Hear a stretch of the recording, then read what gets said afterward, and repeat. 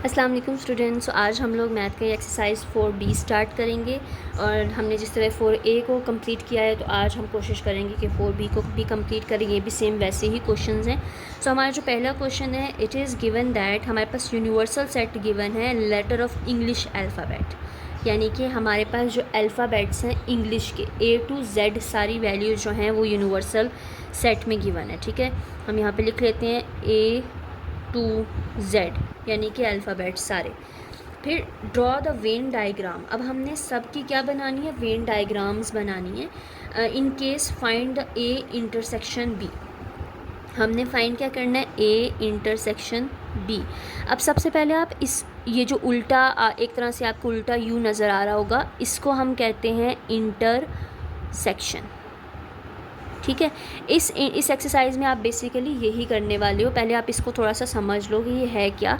Intersection जो उल्टा you होता है उसको कहते हैं इंटरसेक्शन। इसका मतलब होता है कॉमन, जो ए में भी हो और बी में, दोनों में जो कॉमन हो वो हम इधर इस इंटरसेक्शन वाले में करते हैं। ठीक है, अगर तो यहाँ पे ए यू सीधा यू लिखा हुआ है, इस यू का मतलब है तरतीब से लिखना, यानी कि सीक्वेंस, सबको तरतीब से लिखना। अगर यहाँ पे भी 1 2 3 है और यहाँ पे 5 6 7 है तो हम 1 2 से लेके 7 तक सारा आंसर में लिखेंगे, ये यूनियन कहलाता है। ठीक है, अगर जिसके ऊपर ए ये कॉमा लगा हुआ है, इस कॉमे का मतलब होता है कॉम्प्लीमेंट। ठीक है, कॉम्प्लीमेंट इसका मतलब है हमने क्या करना होता है, माइनस करना होता है। अब अगर ए हमारे पास 1 2 3 है और बी हमारे पास 2 और 3 है। ठीक है, हमने क्या करना है, माइनस किसको करेंगे, जो चीज़ सेम होगी। 2 2 दोनों में है उसको काट दो, 3 3 भी दोनों में है उसको काट दो। पीछे हमारे पास आंसर क्या बचा, 1, तो वो हम इस कॉम्प्लीमेंट में करेंगे। ठीक है, तो ये बेसिक चीज़ हम आपको पता हो कि उल्टे यू का मतलब होता है इंटरसेक्शन, जिसका मतलब है कॉमन, जो दोनों में मौजूद हो उसको एक दफ़ा लिख दो। यू उल्टा सीधा यू का मतलब है सीक्वेंस का, यूनियन, इसको कहते क्या है, इसको यूनियन कहते हैं। ठीक है, इस उल्टे यू को इंटरसेक्शन कहते हैं, सीधे यू को यूनियन कहते हैं, और इसका मतलब होता है सीक्वेंस से लिखना। वो जिसके ऊपर कॉमा लगा हो उसमें उसका मतलब है उसमें आपने माइनस करना है, जो सेम वैल्यूज़ हैं उसको काट दो, जो बाकी बचा वो आपका आंसर होगा और उसको कॉम्प्लीमेंट कहते हैं। ठीक है, अब हमारे पास जो पहला क्वेश्चन था उसमें उन्होंने इन यूनिवर्सल सेट दिया हुआ था A से Z तक, और हमने फाइंड करना है A इंटरसेक्शन B किस किस का।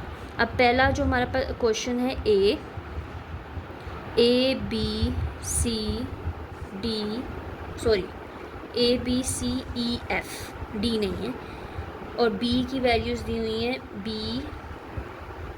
C O P और Q। ठीक है, अब हमने निकालना क्या है, A इंटरसेक्शन B, A और B का इंटरसेक्शन का मतलब कॉमन। दोनों में क्या चीज़ कॉमन आपको नज़र आ रही है, B आ रहा है और C आ रहा है, और कोई भी देखो B इधर भी है इधर भी है, C है, दोनों में है ना, दोनों में क्या चीज़ कॉमन आई, B और C, वो इसका आंसर आ जाएगा। यहाँ पे लिख दो साइड पे A इंटरसेक्शन B, इसका क्या आया, वो ये आया। ठीक है, ये इसका आंसर था। सेम अब जो नेक्स्ट पार्ट है उसमें पार्ट बी, ए की वैल्यू दी हुई है A C E और G, B की वैल्यू दी हुई है P Q और R। ठीक है, अब इसका कॉम्प्लीमेंट क्या, कॉमन क्या है इसमें, P है नहीं, Q है नहीं, R है नहीं है, कोई भी चीज़ कॉमन नहीं है। तो जब कोई भी चीज़ कॉमन ना हो तो वहाँ पे हम ये साइन लगा देते हैं, या फिर हम उसको खाली छोड़ देते हैं, या फिर ज़ीरो लिख देते हैं। ठीक है, तो इसमें कोई भी चीज़ कॉमन नहीं थी आपकी। अब अगर आप पार्ट सी की तरफ मूव करो, उसमें हमारे पास जो ए की वैल्यूज़ थी A X Y Z M और N, उसमें हमारे पास B की जो वैल्यूज़ हैं वो कॉन्सोनेंट्स दिए हुए हैं। क्वेश्चन अगर आप यहाँ पे नज़र आ रहा है, सी में consonants in the word money, money में से क्या निकालने हैं हमने, कॉन्सोनेंट्स। कॉन्सोनेंट मैंने लास्ट वीडियो में बताया था, कॉन्सोनेंट्स क्या होते हैं, वॉवल्स को A E I O U को निकाल दो, बाकी जितनी भी वैल्यूज़ आपकी जो अल्फ़ाबेट्स बचे वो कॉन्सोनेंट्स कहलाएंगे। अब उन्होंने कहा है मनी में से कॉन्सोनेंट्स को लिखना है, इसमें कॉन्सोनेंट्स क्या निकलेंगे, AEIOU को निकाल दो, बाकी बचा MN और Y। ठीक है, MNY को और A को अब हमने इसका कॉमन लेना है। अब दोनों में क्या चीज़ कॉमन नज़र आ रही है? M और N इसमें भी है और इसमें भी है, तो इसका आंसर हमारा आ जाएगा MN आंसर। ठीक है, तो ये कॉमन निकालने वाला सारा इस पहले क्वेश्चन में है। मैं आपको अगर इजी बुक पे दिखाती जाऊँ तो यहाँ से इजीली हम कर सकेंगे। डी पार्ट है, हम डी पे हैं। Consonants in the word mathematics में कॉन्सोनेंट सिर्फ लिखने हैं। जो वॉवल्स हैं ना, ए, ई, ए, आई, इनको निकाल दो, बाकी जितने भी बच्चे M, T, H, M, T, C, S, तो ये लिखने हैं हमने। और बी में कॉन्सोनेंट स्टैटिस्टिक्स में AIOU को निकाल के बाकी जितने भी बच्चे वो लिखने हैं। फिर दोनों में जो चीज़ कॉमन होगी वो आपका आंसर कहलाएगा। सेम लेटर जो ई क्वेश्चन है उसमें यूनिवर्सल की वैल्यूज़ दी हुई है, इसमें आपको प्रोबेबिलिटी की दी हुई है। दोनों में क्या चीज़ कॉमन है? जो चीज़ कॉमन है, जो नंबर कॉमन है, जो वैल्यू कॉमन है, वो आपने लिख देना, वो आपका आंसर आ जाएगा। एफ़ में भी आपका जो एक वॉवल्स, इसमें वॉवल्स को निकालना है आपने। ठीक है, वॉवल्स क्या होते हैं? AEIOU, इसमें AEIOU को निकाल लो और इसमें भी AEIOU को निकाल लो। उनमें से फिर देखो दोनों में कॉमन क्या क्या है, वो आपका आंसर हो जाएगा। ठीक है, तो ये था आपका पहला क्वेश्चन। इतना मुश्किल नहीं था, बस आपको पता हो कि इंटरसेक्शन का मतलब क्या होता है, कॉमन निकालना, और कॉन्सोनेंट्स का मतलब और वॉवल्स का मतलब, और कैसे सॉल्व करेंगे, ये आराम से इजीली हो जाएगा। Move to the question number 2। It is given that, हमारे पास गिवन है ए की पूरा सेट है, बी का पूरा सेट है। List all the element A intersection B. A और बी का हमने क्या निकालना है? इंटरसेक्शन निकालना है। और उसके बाद draw the Venn diagram to represent the A and B, और हमने फिर वेन डायग्राम भी बनानी है। सो इसको हम रजिस्टर पर सॉल्व करते हैं। क्वेश्चन नंबर 2 था उस ए की जो अल्फ़ाबेट वैल्यूज़ थी वो हमारे पास ये हैं। बी की हमारे पास 2, 4, 8 और 10 है। ठीक है, उन्होंने हमारे पार्ट 1 में बोला है कि ए इंटरसेक्शन बी निकालना है, यानी कि ए की वैल्यू 1, 2, 3, 4 और 7, इंटरसेक्शन का साइन बीच में लगेगा, फिर बी का सेट लिखेंगे। अब इसका मतलब क्या था? कॉमन। दोनों में क्या चीज़ कॉमन नज़र आ रही है? 2 है, इसमें भी 2 है, 8, 4 है और कुछ भी नहीं है, तो 2 और 4 जो है वो हमारा इसका आंसर आ जाएगा। ठीक है, तो ये था आपका पार्ट 1। पार्ट 2 में उसने हमें बोला है कि आपने वेन डायग्राम बनानी है इनको देख के।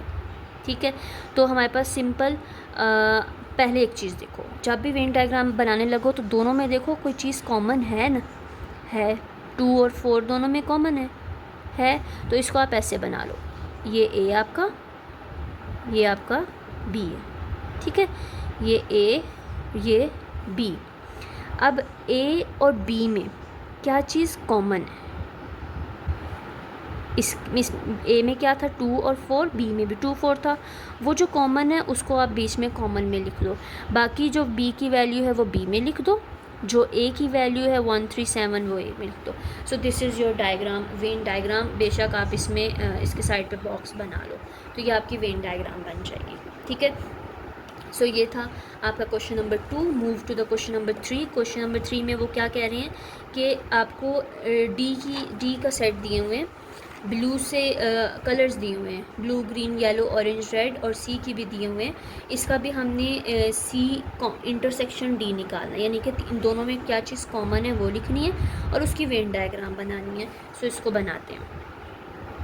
डी का सेट हमारे पास क्या है? Blue, green, yellow, orange, red, pink.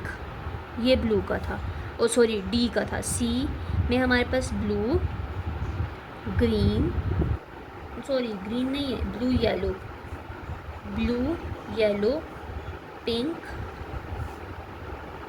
Purple and black. तो ये हमारे पास डी का सेट था, ये हमारे पास सी का सेट है।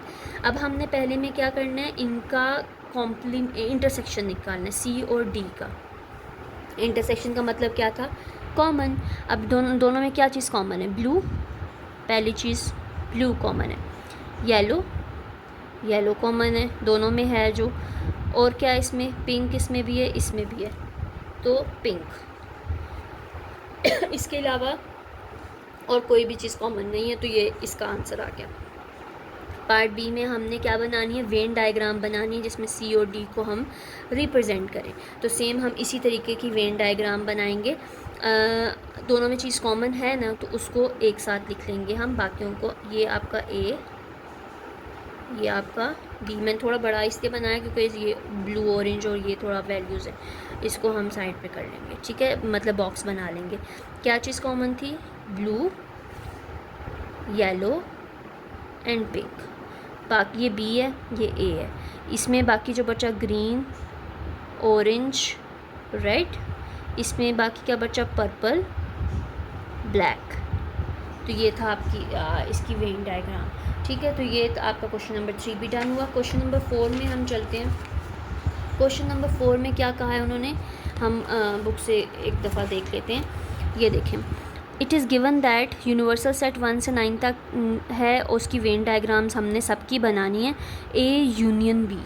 यूनियन का मतलब क्या था, जो सीधा यू था, यूनियन उसका मतलब था सबको तरतीब से लिखना, सीक्वेंस से लिखना।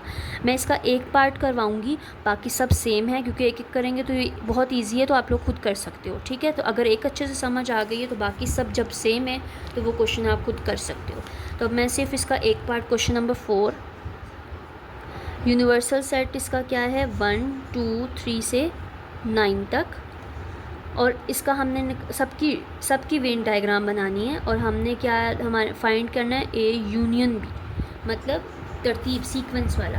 तो ए पार्ट जो है इसका, ए 1 2 3 और 4, बी 3 5 7 और 9, ठीक है।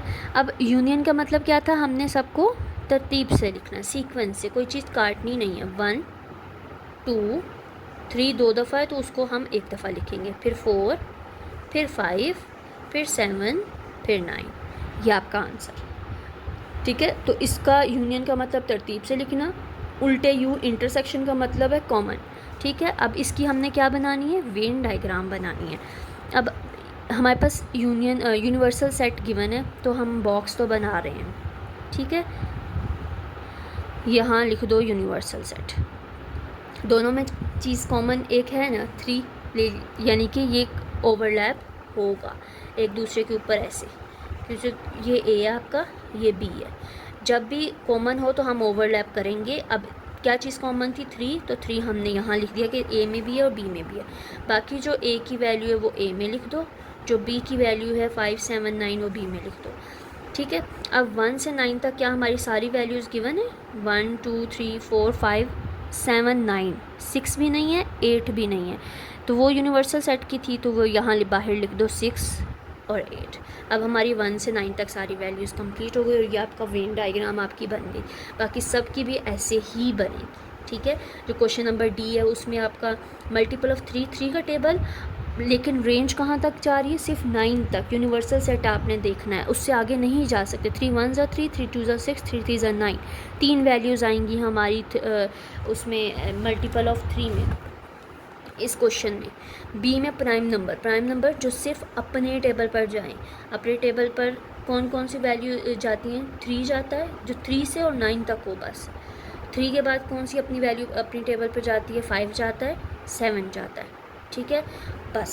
तो वो इसका सेट बन जाएगा, और फिर उनका आपने वेन डायग्राम यूनियन निकाल के फिर वेन डायग्राम ड्रॉ करनी है, सेम नीचे वाले भी पार्ट में। हम अब मूव कर रहे हैं क्वेश्चन नंबर 5 पे। इट इज़ गिवन दैट ई का सेट दिया हुआ है और एफ़ का सेट दिया हुआ है। हमने वेन डायग्राम बनानी है, ई और एफ़ को रिप्रेजेंट करना है। उसके बाद वेन डायग्राम के बाद हमने ई और यूनियन एफ़ का उसको सेट नोटेशन में लिखना है। तो ये भी सेम ऊपर वाले की तरह क्वेश्चन है, बट मैं ये आपको करवा देती हूँ। तो मैंने सेट लिख लिया ई का और एफ़ का। उन्होंने कहा है वैल्यू आपने वेन डायग्राम ड्रॉ करनी है। वेन डायग्राम ड्रॉ ई की और एफ़ में देखो कोई चीज़ कॉमन हमें नज़र आ रही है, यस 15 इसमें भी है और इसमें भी है, तो यानी कि ये ओवरलैप एक दूसरे के ऊपर करेंगे ऐसे, ठीक है। क्या चीज़ कॉमन थी, 15, इसमें बाकी वैल्यूज़ 11 13 और 17, ये आपके पास ई था, ये आपके पास एफ़ है। ये 12 14 16 17 18 एंड 20, तो ये इसकी वेन डायग्राम एक तरह से बन जाएगी, ठीक है। अब उन्होंने कहा है कि इसके ई के और एफ़ की जो वैल्यूज़ हैं उनका यूनियन निकाल के आपने देना है। वैल्यूज़ हमारे पास गिवन है, हम डायरेक्ट ई यूनियन एफ़ लिख लेते हैं और उनको यूनियन का मतलब तरतीब से लिखना। 11 के बाद क्या आता है 12 एफ़ में, तो हम उसको लिखेंगे, फिर 13, फिर 14, फिर 15, फिर एक चीज़ और यहाँ पे 17 भी है। हाँ, यहाँ पे इसमें और इसमें 17 है, यानी कि ये कॉमन में आएगा। यहाँ 17 मैंने देखा नहीं, सॉरी, यहाँ से आप काट दो, यहाँ पे 17 है, मुझे अभी लिखते हुए मैंने देखा, तो 17 दोनों में कॉमन था, तो इसलिए हमने उसको कॉमन में लिख दिया। अब 15 के बाद क्या है 16, फिर 17, फिर 18 और फिर 20, ये इसका यूनियन आ गया और ये इसका आंसर आ गया। ठीक है, बाकी सब क्वेश्चंस भी ऐसे ही हैं और वो फिर हम लोग नेक्स्ट वीडियो में डिस्कस करते हैं।